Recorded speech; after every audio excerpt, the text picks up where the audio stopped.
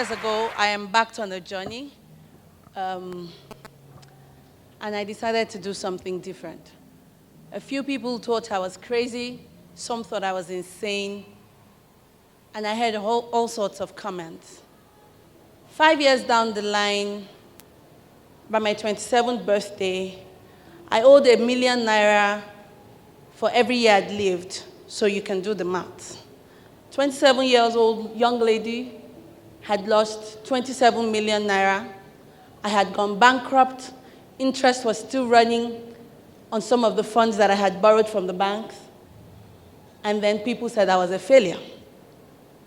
3 years later, a few things changed. And then I heard comments like, "We always knew you could make it. We always knew you had it in you." And everyone wanted to be my friend. My question to you, or my challenge, is time for us as young Nigerians to begin to identify that reason and that purpose for which we have been created. When you find it, it's important that you stick with it, because what you will eventually hear is that I always knew you could make it. But when the road is tough, when everything seems blurry, and there's no help in sight, people will easily call you a failure. Everyone wants to be a friend to success. 10 years ago, I chose to be a farmer, and people ask me, why did you choose to be a farmer? Why agriculture? As a little child, when we turned the TV on to NTA News and all of the programs, we used to see what we call the granite pyramids. Today, I am 35. There's no pyramid storing or holding granite any longer in Nigeria. I wonder what my children will look forward to. A nation where power cuts out easily, a nation where you are now a prisoner or hostage in your own state, or a country where children go missing and it becomes statistics and no one cares. Today, Nigeria is the current dumping ground for food produce all over the world. We have grown a palate for food we don't produce. We have grown to develop a lifestyle we can't sustain.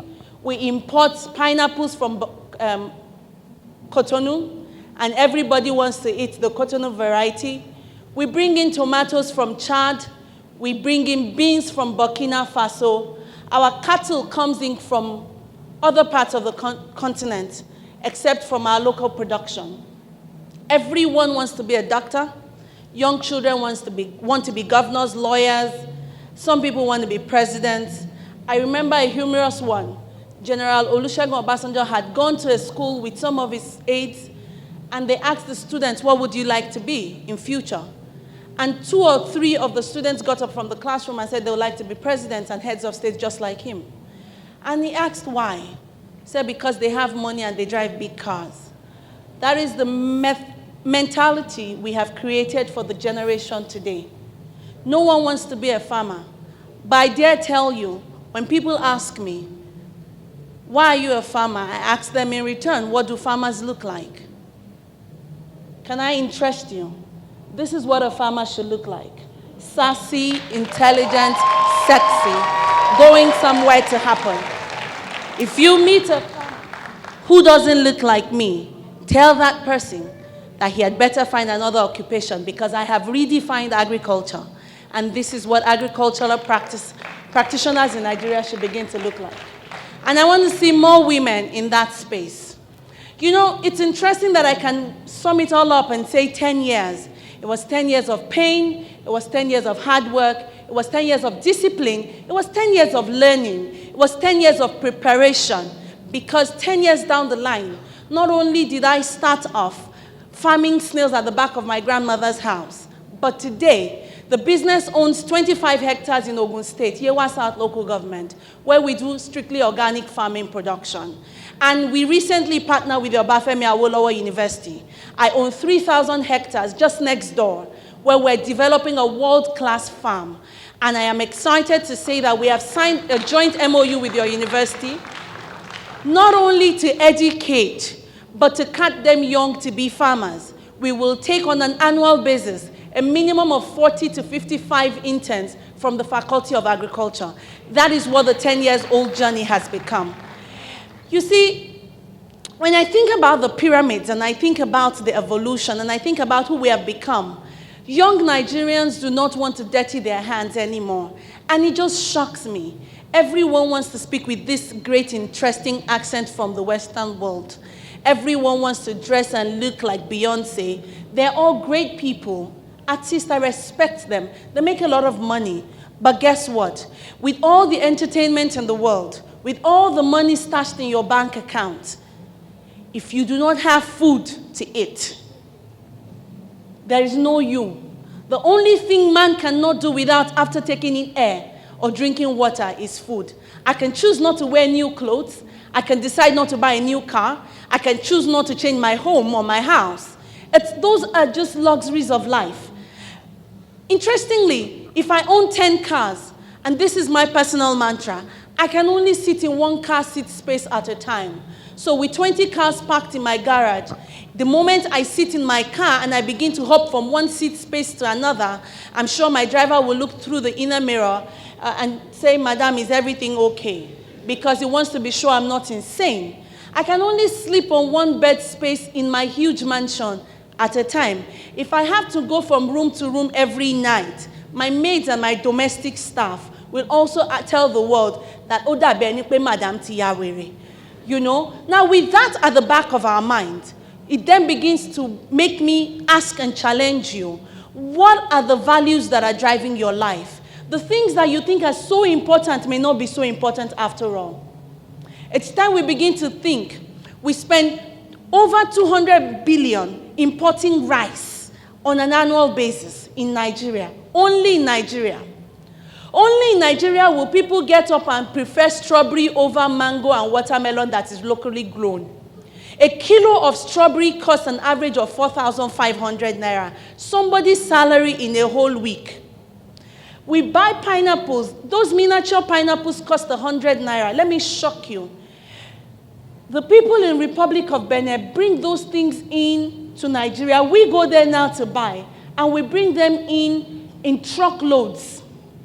An average of 5,000 pineapples come into Nigeria on a daily basis through the Seme and Idiroko border. 100 naira per pineapple. Begin to do the maths in your head. Now, if an average Nigerian spends 100 naira per meal, we're a population of 170 million people, my question to you is that we have neglected an industry that has the potential of generating 51 billion naira on a daily basis. Those are the numbers you should begin to think about. We take those things for granted. You don't want to be farmers. We don't want to get dirty. But this is one of the largest, and even I can say authoritatively, the mainstay of our economy. People say that agriculture is the next big thing. I dare to shock you and I dare to differ. Agriculture is not the next big thing. Agriculture is the mainstay of our economy. And it's about time we stop paying lip service to it. It's fine for you all to want to be doctors. It's cool. When you finish treating the patient and you earn the money, you bring it to me to buy food. So it's okay. Leave me in that space. I'm happy. Okay? It's all right for us all to want to travel abroad and get all those fantastic degrees. It's all right, go to the Ivy League universities, but without food, I'm not sure you make it the next day. How many of you have eaten today? Be honest about this thing. Come on, guys. Okay. How many of you can fast for a week? No food. You see why I'm always going to keep making money.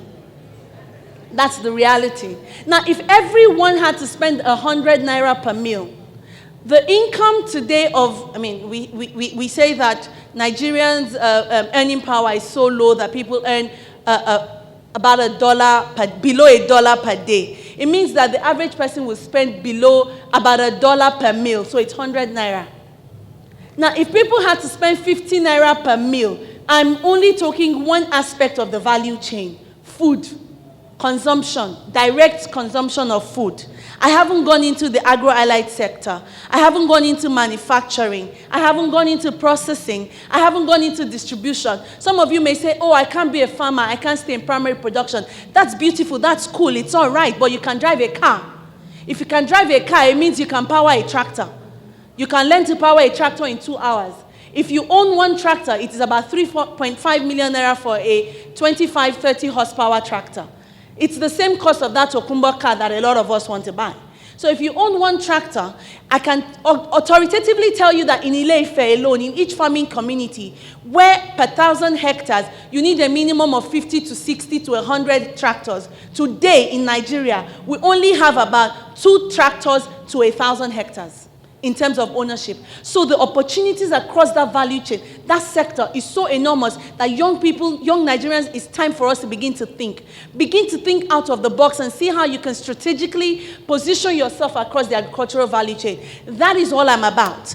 That's the message I want to pass. That's the problem I want to solve. That's the challenge I have identified over the last 10 years that I want to fix. Nigeria currently sits on over 85 million square hectares of arable land. Guess what? We have barely cultivated 40% of that size, that land mass. It means that the potentials for engagement is still huge. How many young persons will leave the university tomorrow and become farmers? How many of us will begin to think of primary processing, converting pineapples, watermelon into juices? Let's begin to think out of the box. We're going into the dry season. People are going to get very thirsty. Who is thinking of solving that challenge around thirst? That's what gave birth to pure water and made it a huge industry today. How about I used to package Zobo in pure water sachet, those sachets, and sold them for 10 naira, 20, 50 naira, way back in university. That's my little story. And I just want you to think about these things. That over the next 10 years, the average age, we did a survey in Nigeria and realized that the average age of the farmer in Nigeria today is 55 to 60 years old. It means that in another 10 years, these guys will age and they will not be able to work. What's going to happen to food production? We have left that sector. We have ignored it totally. And we all want to stay alive, looking good and looking healthy. It's about time we begin to think of a revolution in that sector and begin to effect change. The people who will effect that change is you and I. And the time to act is now. Thank you very much.